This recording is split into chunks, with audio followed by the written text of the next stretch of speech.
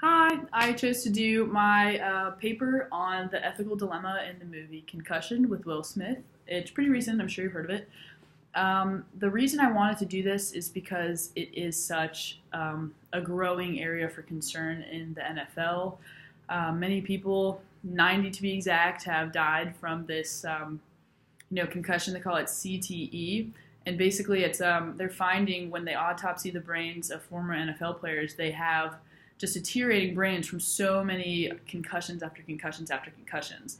And so this would explain why CTE, your mental health deteriorates, you have suicidal thoughts, you basically go crazy, and all these athletes really are trying to get help, and not a lot of people help them. So in the story, Will Smith plays a Nigerian doctor, and he's the first to discover really what's happening, CTE in general. And so he starts finding trends, and with these trends, he goes to the NCAA, and he can't find anyone to listen to him. And the head of the NFL, he tells him that he tells him that he threatens to get him deported. And I think that's very interesting because I do think a lot of times big organizations do cover their own name as opposed to doing what's right.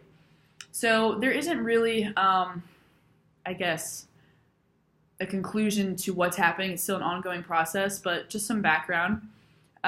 Because Will Smith was in this movie, a lot of people did see it. So all the athletes got to go from the NFL, people who had concussions, really anyone, coaches, they got to go see it for free. All you had to do was just say that you played a sport, all this stuff. So a lot of families are getting involved with this, and the NFL has to realize that all these families that, are big fans of the NFL are seeing that their kids might potentially be in these professionals' shoes. They might have this happen to their brain. So Mike Webster, he played for the Steelers. He was one of the first to go ask for help. No one helped him, and so he killed himself in his truck. Many others have committed suicide, like Terry Long from the Steelers and Andre Waters from the Eagles. Terry Long, he had antifreeze, and he just felt the need to do it, and his brain was deteriorating, and no one would listen to him. And so there's a timeline that I put in my PowerPoint.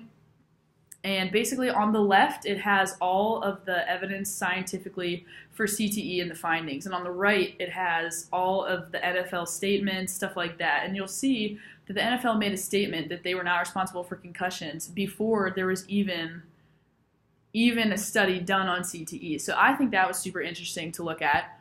You also see a photo that I put of the brain and what it looks like afterward. You can't see CTE unless you're dead, and you can just look at the brain. But they're working on it in the next 5 to 10 years, where they can test it in when you're alive, and they can deter you from playing the sport. But as of now, with the settlement, there's probably 4,000 claims against the NFL for CTE, and so they're dealing with all of that. But right now, the settlement was they agreed to pay $765 million to settle the lawsuit with retired players, and it didn't do anything really because all the players who were hurt, that money can't even cover half of those with all of the medical bills that there were, things like that. So the NFL isn't really helping. They still do not claim that there's any connection between them and the concussions, and they think it's a completely separate thing.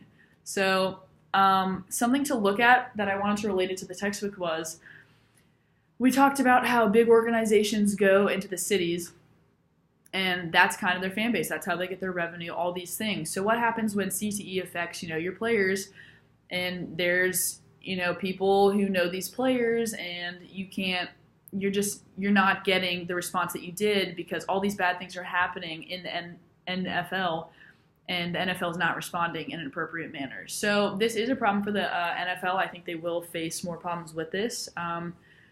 Ticket sales, they are going to drop. People don't want their kids playing football anymore. People are going to stop idolizing these players because their brains are deteriorating, and the NFL is doing nothing. So I overall thought this movie was really touching. I think that it's a problem that there's so much evidence on it and no one is doing really anything. So I guess it's kind of funny how that goes. But something will happen in the future. So that is my video, and I hope you enjoyed my presentation.